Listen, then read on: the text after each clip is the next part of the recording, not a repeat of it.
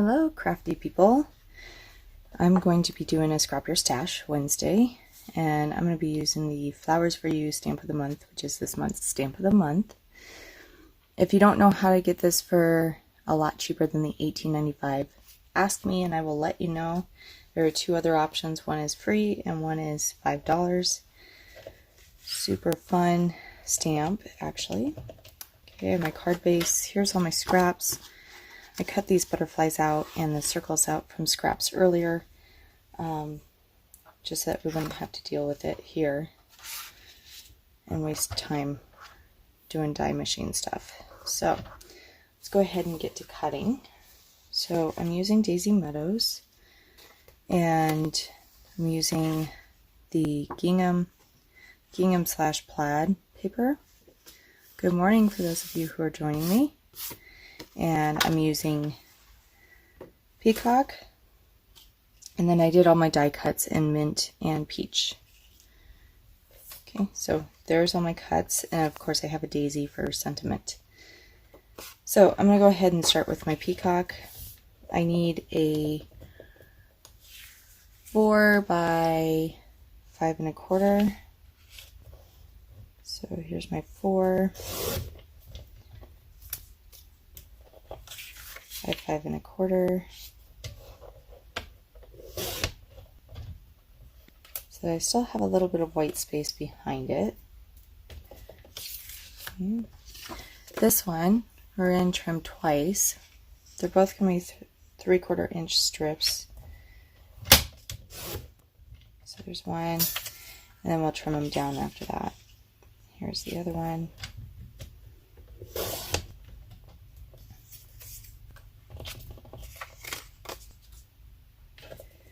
Okay, one of them is going to be 4.5 inches.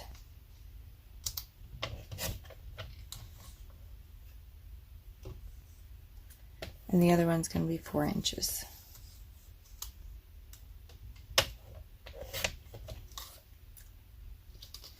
This is going to be 3/4 by 3.5. Let's just do the 3.5 now.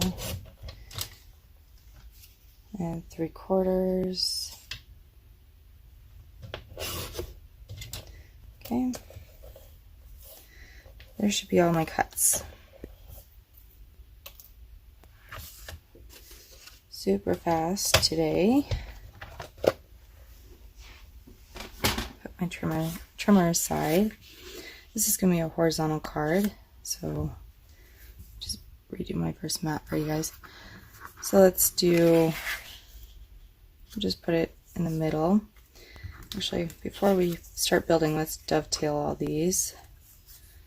So I am going to dovetail all 3 of these. And actually, I don't want to build the card yet. I got to still stamp that circle. So you cut up from the middle. I always do about 1/2 inch, 3/8 to 1/2 inch up in the center if they're like zip strip size or close to it. And if it's not perfect, don't worry, it gives your card character, right? Makes it look like you actually did it instead of the machine.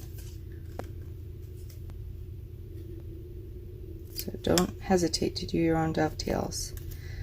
Once you get the hang of it, they're not that hard to do. Okay, so there's my little triangles that are trash. We're going to put these up, let's put these down here. So I'm going to go ahead and flip this, and we're going to stamp. Yeah, I'm just going to stamp on this one, and I'm going to do, the cool thing is, let me find my die set that I used. It's the shaker cards, and this fits this circle perfectly. This is a 3-inch circle. So it fits perfectly, and then what I did was I took the frame for the shaker window and I cut that out, and I'm just going to overlay it. Gives it a little bit more finished look to it. No, I'm not putting a shaker on it.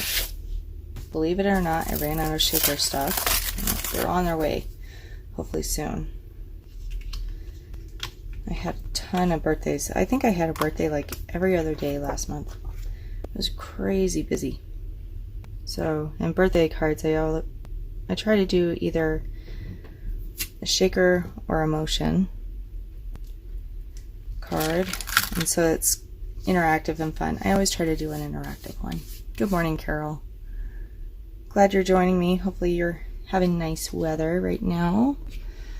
We're getting into the hot 80s on some days.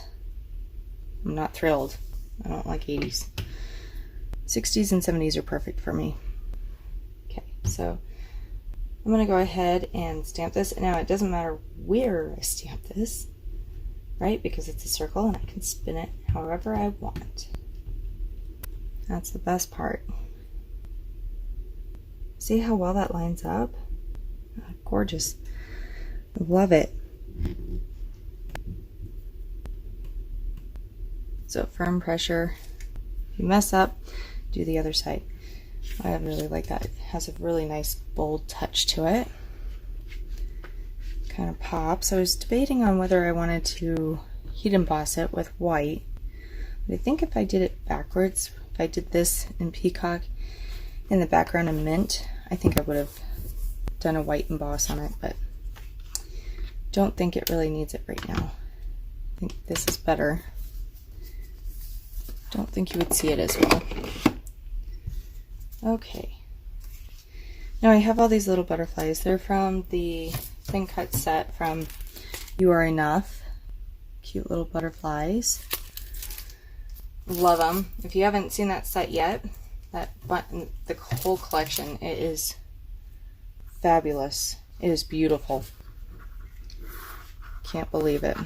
So, and of course, I ran out of Tombow yesterday, and it's in Salt Lake somewhere. My package is in Salt Lake, and I have like 5 more Tombows in there. So, bear with me. I have my Tombow liquid glue though. So I'm just going to put this down here towards the bottom. I think I want the big flowers up. So I'm going to go ahead and use the blunt side of the liquid glue.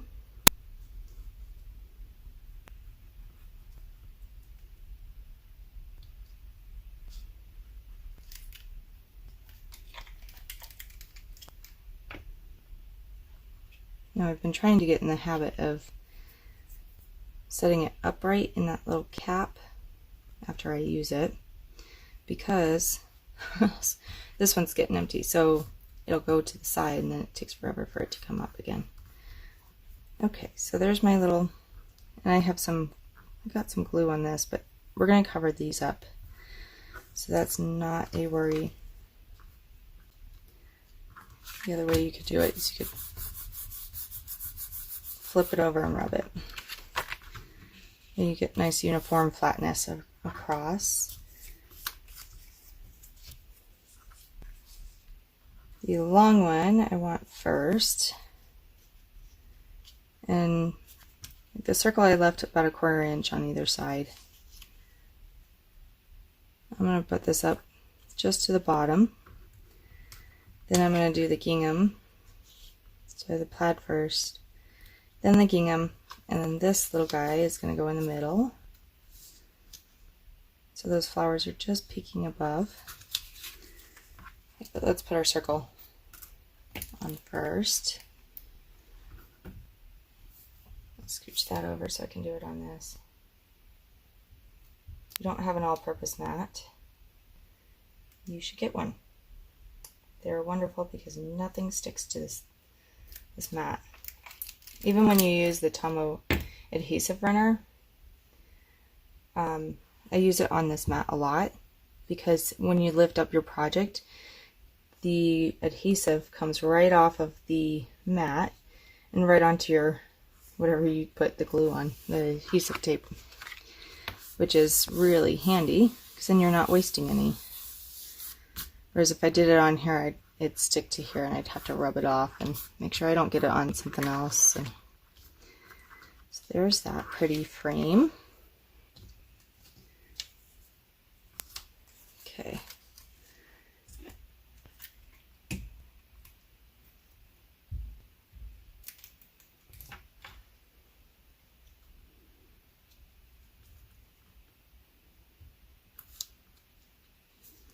Move this all the way over. The other good thing about liquid glue is you can move things after you stick it down. It doesn't quite stick completely yet, which is really handy if you're like me and you do some goofs on it, and then you could just take your rub and remove and get rid of it later.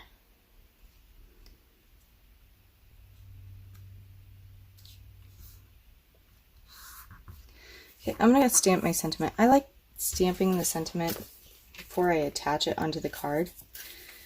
That way if I mess it up, I can flip it over and do it again. Because I have a habit of doing that. Let's see. I think I'm going to send this one to one of the seniors. So I do a Bring Smiles to Seniors. I'm part of the Lola's Smiles group, more so than the Bring Smiles to Seniors. And if you're not familiar with them, you send Lola's Smiles. The reason why I like Lola's Smiles and do that more than I do Bring Smiles to Seniors is because you write individuals. You don't just make the card and then send it to them and then they write in it. You actually write in it. And there's some really cool pen pals out there. They're quite fun. One that wrote me back was a World War II vet. And my grandfather, who is turning 100 this year, is also a World War II vet. And so it was kind of neat to see that there's another World War II vet, because they're few and far between. Okay, so I'm going to do Just Keep Smiling. I like that sentiment. It's so cute. This one has really good sentiments, this stamp set. So you can do birthday, you can do all kinds of stuff, right? I think there's a thanks in there too. Yeah, thankful. Do happy everything, happy birthday. Just keep smiling, you inspire me. And just because. So it's a really good overall, just a rounded sentiments, right? Okay, there's that one. So I'm going to go ahead and put some glue on that.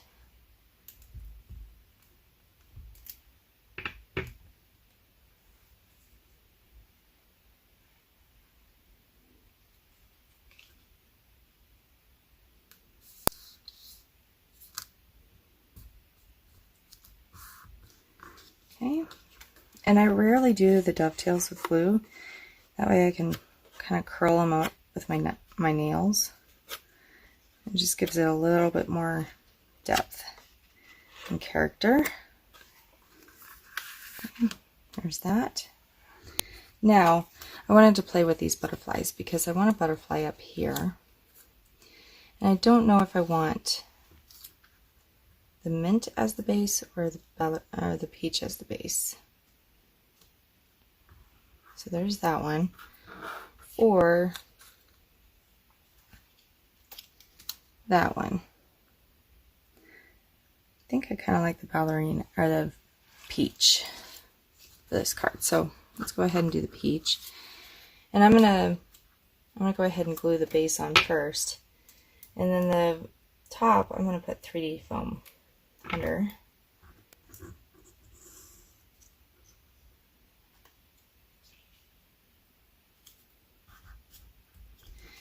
Or maybe I was going to try. We'll see if I can do it. So really thin little strip of 3D foam. Thank goodness for non-stick scissors. Because I just want it on the body of the butterfly. That's all I wanted. That way it'll stick on there and kind of stick up a little bit.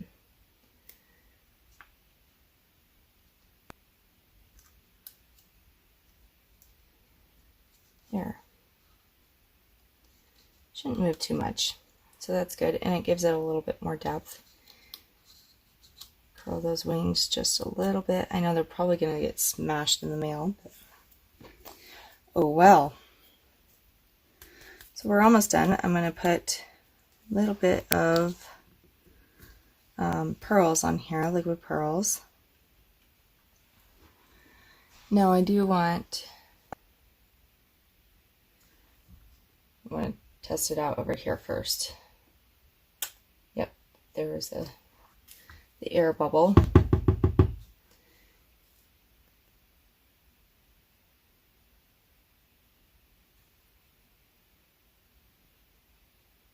And I just want to draw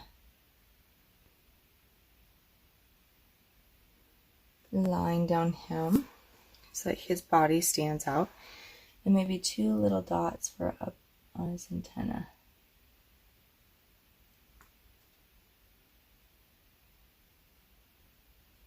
Give him some shimmer.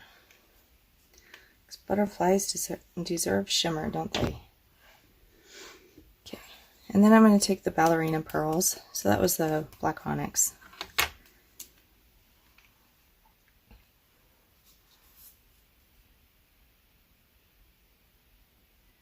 I'm going to just put some out in here in a triangle.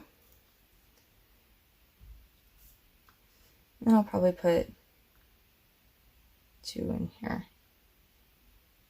Cover up some of that white space. Let's put 1 above his head too.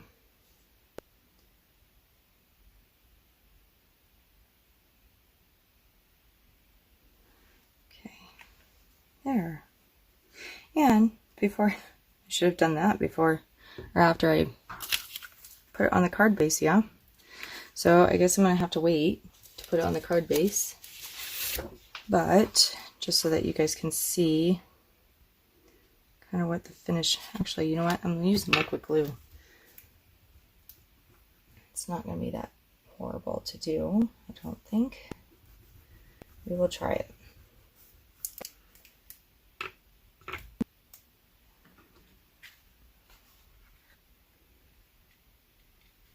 And I knew that there was about 1/8 of an inch all the way around. Just watching those pearls. And I'll come back through and attach the other bits that are not attached.